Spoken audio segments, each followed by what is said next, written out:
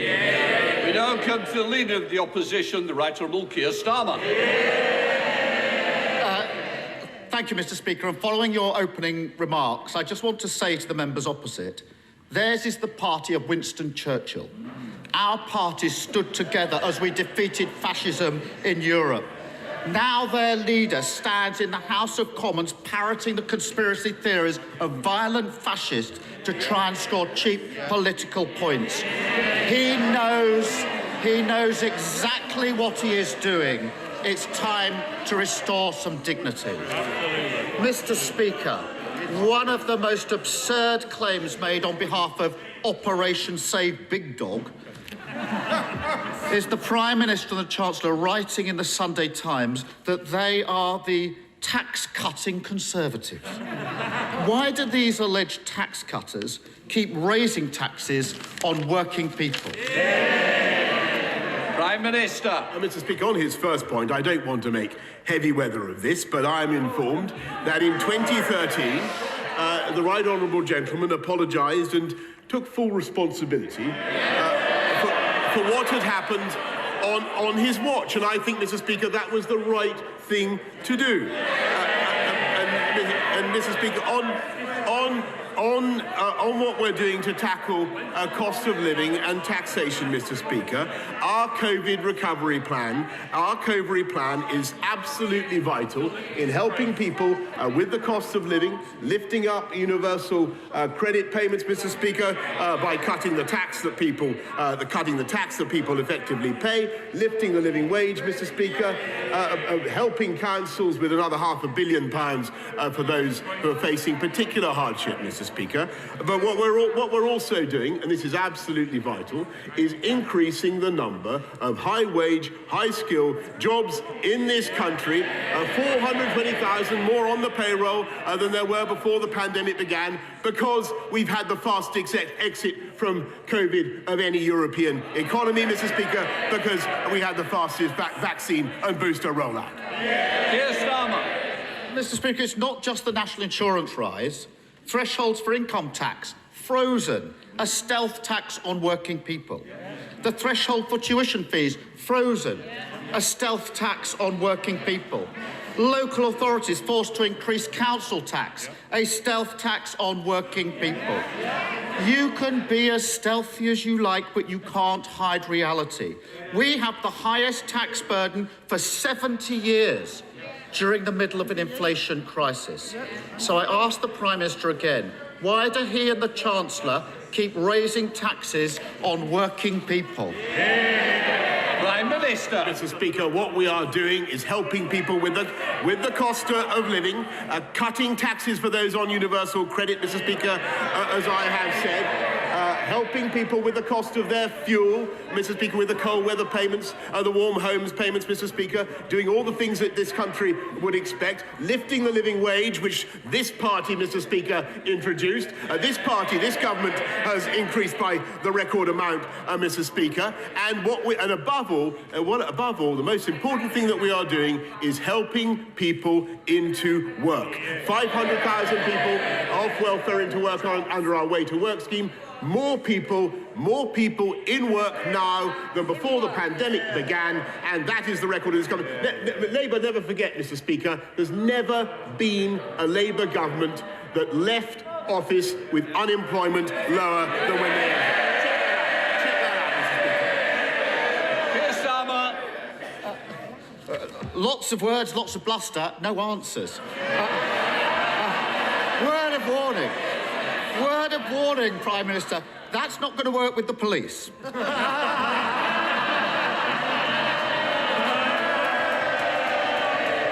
I'll tell him why they're putting taxes up. Low growth. In the decade of Tory government before the pandemic, growth slumped. It was much, much weaker than under the last Labour government. If the Tories matched our record on growth, we would have £30 billion more to spend on public services without having to raise a single tax. Mr. Speaker, surely even this Prime Minister doesn't need someone else to tell him that he and the Chancellor are having to raise taxes because the Tories failed to grow the economy over a decade? Prime Minister. No, Mr. Speaker, I think everybody in this country can see that we've been through the biggest pandemic since for 100 years, that we've looked after the people of this country to the tune of £400 billion, that we've put into furlough and all the other schemes, 11.7 million people protected. Everybody knows the cost of that, Mr. Speaker.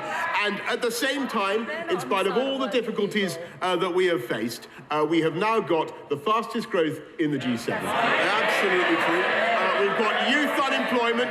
We've got youth unemployment at a record low, Mr. Speaker. We've got 3 times as much tech investment coming into this country as there is in France, twice as much as there is in Germany. Yes, that's absolutely true, Mr. Speaker. And never forget, if you want to know about Labour economics, never forget the last time they were in office, Mr. Speaker, when they were finally booted out, they left a note saying there's no money left. That's the way they run the country, Mr. Speaker. Keir Starmer. Mr. Speaker, the UK... Some people won't be getting more because they won't be here to hear it, so Keir Starmer. Mr. Speaker, the UK has suffered the worst economic crisis in the G7. The Prime Minister has more chance of persuading the public that he didn't hold any parties than he has of persuading them that the economy is booming. High taxes are not just the result of low growth. Under this government, we've seen a pandemic of waste and fraud. From the Prime Minister's yacht to government contracts for mates of ministers, they've treated taxpayers as an ATM machine for their mates and their lifestyles. Now we find, Mr. Speaker, they've written off £8.7 billion on PPA, and the Chancellor's writing off £4.3 billion in fraud. That's enough to cover the tax hike he's inflicting on working people.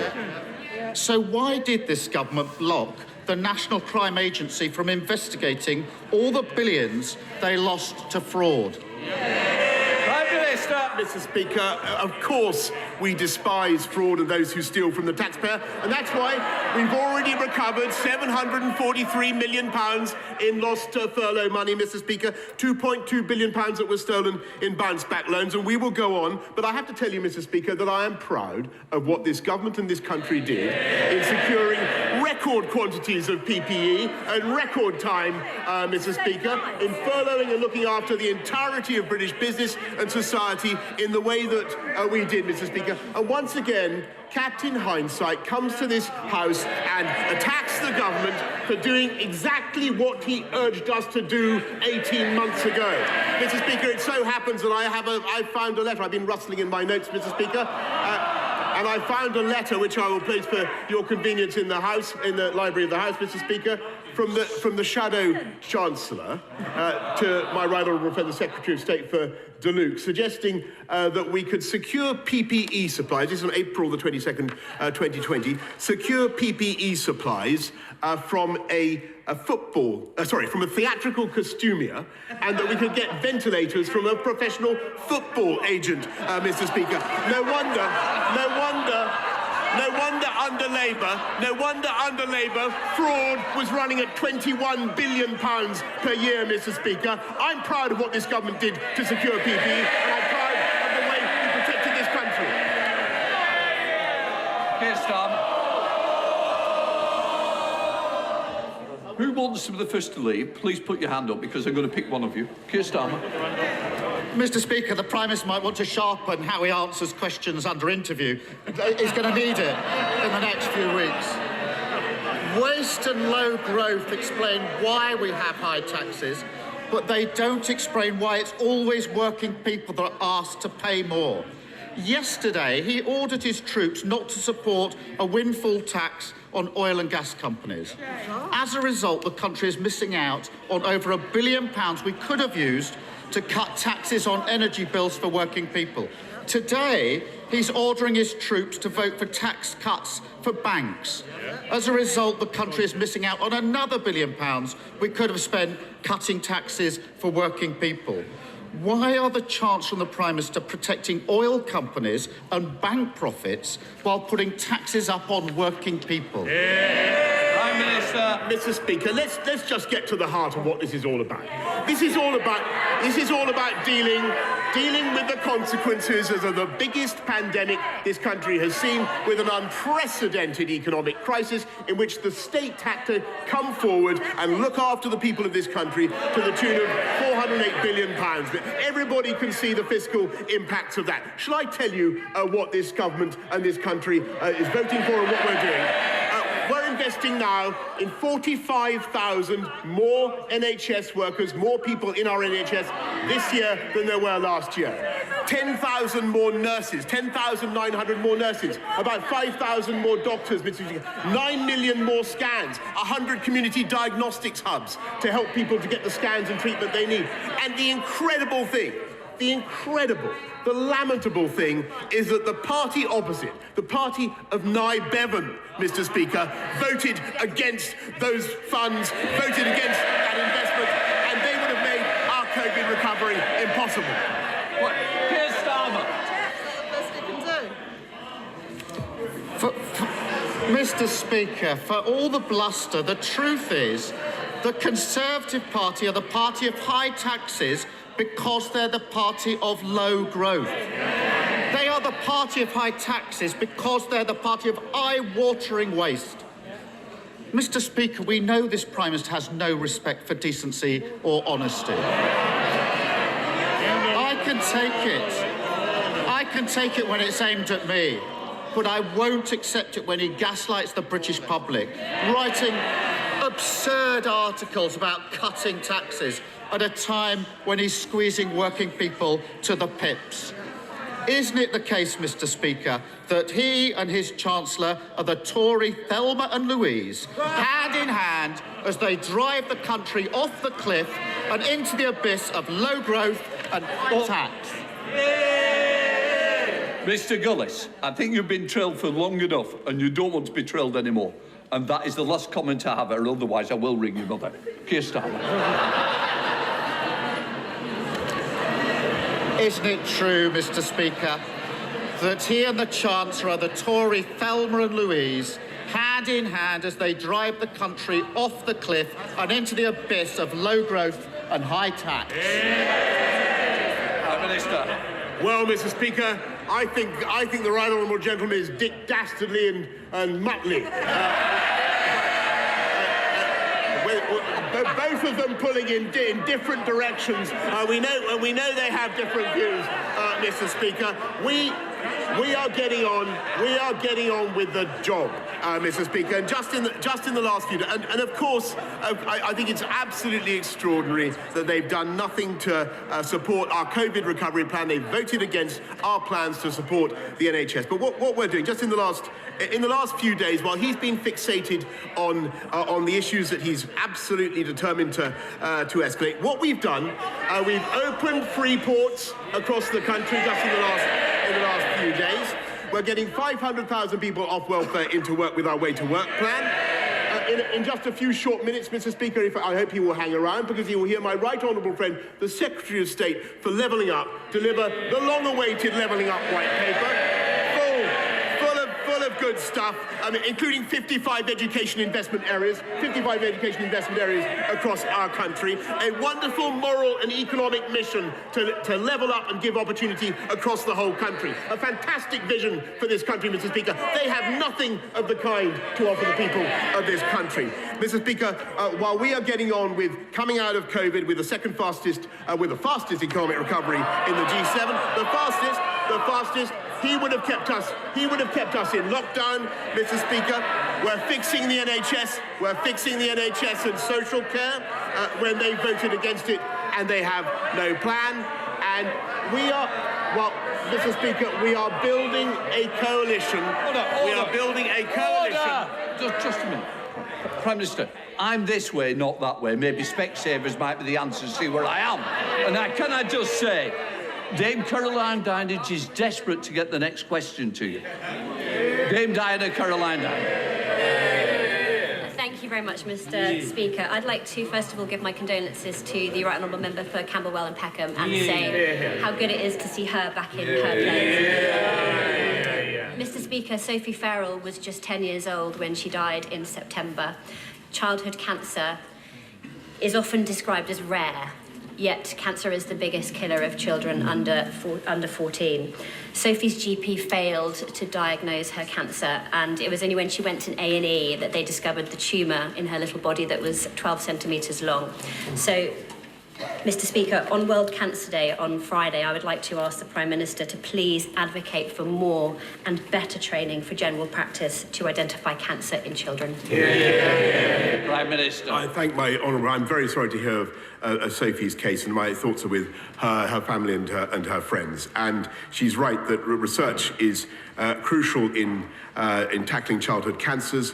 That's why we're investing in more research. But it's also vital that we do tests and diagnostic scans and screens early enough, and that's why it's also important that NICE has not only updated its guidance on referring childhood cancers in February February last year, but we're investing in 100 new diagnostic centres in community hubs.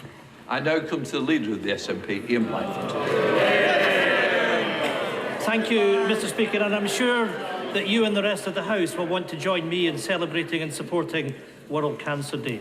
Mr. Speaker, just in relation to your earlier statement, I have a difficulty reconciling the Prime Minister's version of events with other evidence, and as you know, I have a duty to reflect and represent the deep, deep public anger with the Prime Minister. That said, Mr. Speaker, I respect the absolute impartiality that you take in your role, and I want to set on the record that I respect both you and the authority of the chair. Mr. Speaker, this morning the Telegraph newspaper revealed that the Prime Minister attended a party in his flat on the 13th of November 2020. The Prime Minister previously told the House that no party took place. The police are now investigating this party, and we face a very real prospect of a sitting Prime Minister being questioned under caution and being fined in office. And if he is questioned, Mr. Speaker, he must go. If he's fined, he must resign. Mr. Speaker, you'll agree that the House should not be treated with contempt. So can the Prime Minister... here we go again. So can the Prime Minister update the House on his whereabouts on the evening of the 13th of November? Surely, Mr. Speaker, he doesn't need to wait for an investigation to tell us exactly where he was. Prime Minister. Well, Mr. Speaker, here we go again, says the right honourable gentleman opposite, and I must say those are entirely my feelings. He asked exactly the same questions as I recall in the chamber a few days ago. He knows, Mr. Speaker, that the process must go on, but I can tell him what's been going on in Downing Street, Mr. Speaker. In November and throughout, we've been delivering the fastest vaccine and booster rollout anywhere in Europe. We've been getting people back into work, Mr. Speaker. We've been getting people back into work, Mr. Speaker, and we've been helping to bring the West together to defy what I think is completely unacceptable threats and intimidation from the Putin regime against Ukraine. And that's what we've been doing. Ian Blackford. Thank you, Mr. Speaker. I mean, that was a disgraceful response. And I have to say to the Prime Minister, he should read the room and he should see some of the faces on his colleagues' faces. He has lost it. Mr. Speaker, we've now reached the ridiculous scenario of a Prime Minister who can't even tell us where he was. He lives in a world where he thinks everything is owed to him, and he never pauses to think what he owes to the public. The Prime Minister is now a dangerous distraction at home and a running joke on the international stage. What does it tell the Prime Minister and the public that in the morning that he has returned from Ukraine, the chair of the Defence Select Committee has submitted a letter of no confidence in him? Prime Minister. Mr. Speaker, it tells me that it is more vital than ever for the government of this country to get on with the job, deliver our COVID recovery plan, and that is what we are doing. Virginia Crosby. Mr. Speaker, I would like to say thank you to the Prime Minister for visiting my Honestmorn constituency, where he saw firsthand the enormous beneficial impact a new nuclear plant will know it could have if built on Anglesey. Nuclear power must play a role if we are to meet our carbon and net zero commitments, level up and combat rising energy prices. Does my right honourable friend agree that the rapid deployment of nuclear technology must be a priority for this government? And if so, will my right honourable friend commit to financing a nuclear plant at the Wilver site this Parliament? Well, it was a great joy to visit my honourable friend's constituency, where I believe she is known as Atomic Kitten, or so she informed me, Mr. Speaker, and she outlined in great detail her plans for Wilfer. It's a fantastic vision, a fantastic site, and it remains a very interesting and attractive prospect for new nuclear power. Colin Eastman. Thank you, Mr. Speaker. I'm not sure if the Prime Minister has noticed, but while he's been partying, working families in Northern Ireland have lost £1,000 from their universal credit. Their national insurance has been put up by this government, and their energy bills are going through the roof. He's very fond of telling us that we're all in this together. Isn't it the truth, Mr. Speaker, that this Prime Minister has only ever been in it for himself and his rich mates? No, Mr. Speaker, I'm in it to serve my country and the entire United Kingdom. And I'm also proud that we've had the biggest investment in Northern Ireland since devolution began, and we've cut taxation on universal credit. Thank you, Mr. Speaker. South Western Railway has totally cut off Dorset, Somerset, most of Wiltshire and Devon from its direct rail services to London, as well as slashing our service in half, most of which is totally unnecessary. Will my right honourable friends support me and my neighbouring colleagues in getting direct services back to West Dorset and having a timetable that's fit for our region? Prime Minister. I want to thank my honourable friend very much for his question, and he knows whereof he speaks. He's an expert in this subject, Mr. Speaker, and he's lobbied very effectively for his constituents and reflected their frustrations. And I'm told that the timetable is expected to return to December 2021 levels from Saturday, the 19th of February. Alex Sherbel. Thank you, Mr. Speaker. I was out this weekend speaking to a constituent who has a cold and leaky house. She has seen her bills already go up from £100 to £170 a month. The government have failed to insulate her house and failed to control her fuel bills. Bribing people with their own money is no plan. The Prime Minister has no plan to cut VAT, no plan to get the oil and gas industry to contribute. Another constituent who voted for the Prime Minister went further and called him despicable. What use is a Prime Minister who has no plan for families struggling with the cost of living and has lost the trust of the people of this country? Prime Minister. Well, Mr. Speaker, he talks about cutting VAT.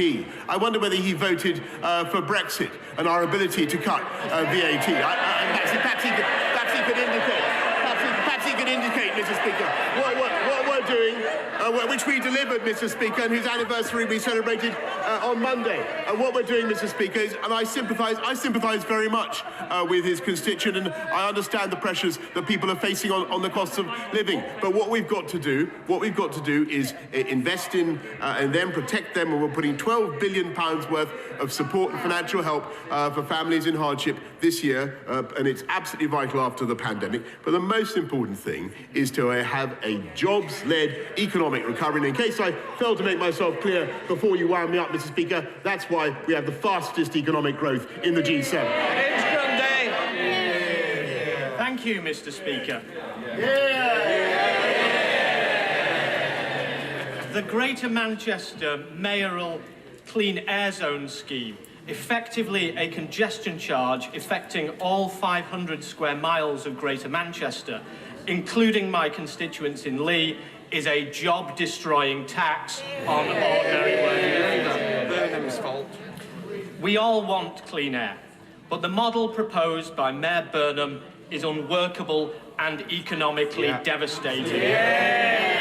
With charges of £60 per day per lorry driver. Taxis, white van men, even buses will be caught by it. Will the PM intervene to prevent Mayor Burnham from inflicting this disastrous Labour scheme on Greater Manchester?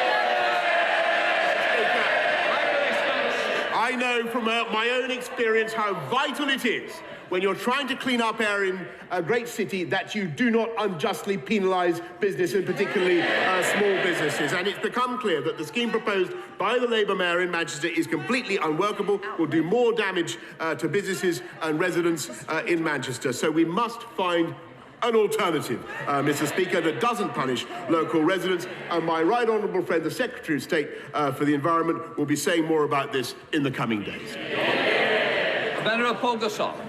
Thank you, Mr. Speaker. If the Prime Minister receives a penalty fixed notice for attending a party or hosting a party during lockdown, will he inform the House and will he resign? Yes. Prime Minister. Mr. Speaker, of course I will comply with the law, but I've got to wait for the process to be concluded. Ian Levy. Thank you, Mr. Speaker. Since being elected, my fabulous constituency of Blythe Valley is really seeing the green shoots of prosperity. Government support is a green revolution in Blythe Valley. However, with such growth, the increased congestion on our roads, we are in desperate need of upgrades to the road infrastructure. Will my right honourable friend please meet with me to discuss the urgent problem and help Blythe Valley out of the ever-increasing traffic jam? Thank you. Prime Minister. My honourable friend is the best champion that Blythe could possibly have. He does a quite amazing job, and I want to thank him in particular, Mr. Speaker, for helping to secure the British Volt Gigafactory in Blythe. Absolutely amazing investment, and I understand that, of course, growth and prosperity bring their challenges when it comes to congestion on our roads. We have to tackle that. We're working with the council on a bid for the Blythe Relief Road, and I'll make sure that my honourable friend gets a meeting with the Transport Secretary to discuss it further. Rachel Baskin. Thank you, Mr. Speaker. The problem with a distracted Prime Minister is that he makes the wrong choices. While he's been living it up, many of my constituents are living on the breadline as food, energy and taxes shoot up.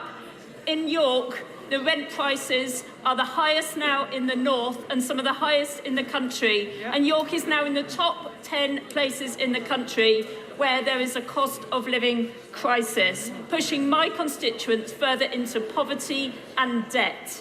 So when is he going to stop protecting himself and start protecting my constituents? So, Mr. Speaker, one of the first things I did when I became Prime Minister was to ensure that we looked after people on low incomes by increasing local housing allowance, Mr. Speaker, by increasing the living wage, not once but twice, and by record amounts, Mr. Speaker, and of course by doing what we've now done with universal credit. But the most important, I really think the House needs to get this, but the most important thing about the UK economy right now is that we have a strong jobs-led recovery, and that is what is going to drive up wages and drive up productivity and drive up growth, and that is what this government is delivering. Sir Desmond Swain. Will he brief us on his visit to Ukraine? Prime Minister. Mr. Speaker, I thank my honourable friend very much, and in very briefly, Mr. Speaker, I can tell the House that the mission was to, as I hope everybody will support, was to stand shoulder to shoulder with Ukraine, for the House, for our country to show that we stand with the people of Ukraine and we stand for the sovereign and territorial integrity of Ukraine at a very difficult time, because there are on the borders of Ukraine, as everybody knows, about 125,000 Russian troops massing. The situation is very perilous. And the job of the UK is to lead the West in bringing together the most important countries in creating a package of economic sanctions that will deter President Putin from what I believe would be a disastrous miscalculation, and also to strengthen our support for the Ukrainian people and indeed the Ukrainian army. And we're doing that. We're supplying lethal but defensive weaponry as well as training to the Ukrainians. So that is greatly appreciated. But I must say that the situation remains risky, Mr. Speaker, and it is vital that diplomacy finds a way forward. Thomas. Mr. Speaker, on a related issue, after the publication of the Russia report, the Prime Minister claimed tackling illicit finance and driving dirty money and money launderers out of the UK is a priority. His warnings to Mr. Putin of late would surely have carried more bite if he'd actually used the 18 months since publication of the Russia report to legislate for an economic crime act to stop the flow of dirty money for Russia. Why hasn't he prioritised this issue of national security? Mr. Speaker, contrary to some of the myths that are peddled, this government has come down very hard on dirty money from Russia and everywhere else. That's why we brought in the unexplained wealth orders and indeed China, Mr. Speaker, which they might like to consider. That's why we have sanctions on Russia following what they did in Crimea in 2014. We have Magnitsky sanctions on everybody involved in the poisoning of Alexei Navalny. And to his point, Mr. Speaker, we are bringing forward the economic crime bill so that it will take place, it will be voted on in the third session of this Parliament. Thank you, Mr. Speaker. Despite the best efforts of the opposition, 2 years ago this week, this government delivered the democratic decision to leave the European Union. And despite there being a global pandemic in the 2 years since, over 70 free trade agreements have been signed. However, as we recover, there are many more opportunities that can be realised. So will the Prime Minister commit to appointing a minister responsible for realising those Brexit freedoms and benefits that will boost all of our constituencies? Mr. Speaker, you can hear from the chuntering opposite that they still want to take this thing back. They still want to cancel Brexit, Mr. Speaker. But it was thanks to Brexit very largely that we had the fastest vaccine rollout in Europe, Mr. Speaker, and we've been able to deliver our free ports, Mr. Speaker, and we've been able to do 60 or 70 free trade deals around the world. And yes, Mr. Speaker, I'm not going to anticipate any decisions I may make about the government, but I certainly think it would be a good idea to have a minister driving that post-Brexit agenda. Thank you. Let's just recap, Mr. Speaker. Before we were told we must wait for the Sue Gray report, then we were told we must wait for the police investigation to conclude. There was no party. And then if there was a party, I wasn't there then. Well, if there was a party, then all rules were followed. But no one, Prime Minister, believes you. And if any of the above were true, why did Allegra Stratton have to resign? Prime Minister. Mr. Speaker, I explained that sad matter on the floor of the House, and nobody wanted Allegra to resign, and I was very sad that she did. Simon Jupp. Thank you. My constituent, Ginty Sheeran from Exmouth, has launched a campaign to get a dedicated menopause clinic in Devon. Women in East Devon currently face a 120-mile round trip to get to the nearest specialist menopause clinic. It's not good enough, is it? No. Will my right honourable friend outline what steps the government is taking to improve access to menopause services in Devon and the South West? Prime Minister. Well, I thank my honourable friend for raising this very important campaign, and we are committed to improving menopause care so that all women can have access to the support they need and to manage the symptoms. Menopause will be a priority within our women's health strategy, and we're committed to establishing a UK-wide menopause task force, Mr. Speaker. Dame Angela Riedel. Thank you, Mr. Speaker. If the Prime Minister needs a Metropolitan Police inquiry to tell him whether he attended a party on the 13th of November in his own Downing Street flat, why should we believe that he's a fit and proper person to have his hand on the button of our independent nuclear deterrent? Prime Minister. Well, Mr. Speaker, hesitate to remind the right honourable lady, but she campaigned actively to install a Prime Minister who wanted to get rid of our nuclear deterrent altogether. Thank you, Mr. Speaker. The Prime Minister, the government and our NHS have done an amazing job with the vaccine rollout, making it a resounding success. Would my right honourable friend join me in thanking the wonderful NHS workers, volunteers and pharmacies who have worked so hard to help make this possible in Dewsbury, Mirfield, Kirkburn and Denbydale? Prime Minister. I thank my honourable friend, who does a fantastic job of representing his communities, and I want to thank all of them, Mr. Speaker, everybody involved in the rollout in Dewsbury, in Mirfield, in Kirkburton and in Denbydale, Mr. Speaker, because it was an extraordinary national effort, and anybody who visited a vaccine centre will know that feeling of pride in what was happening, that feeling of energy in a collective effort to make our society and our country literally healthier day by day. And I thank all of them, Mr. Speaker, from the bottom of my heart. That's the end of PMQ, so those who wish to leave, please do so quietly and quickly.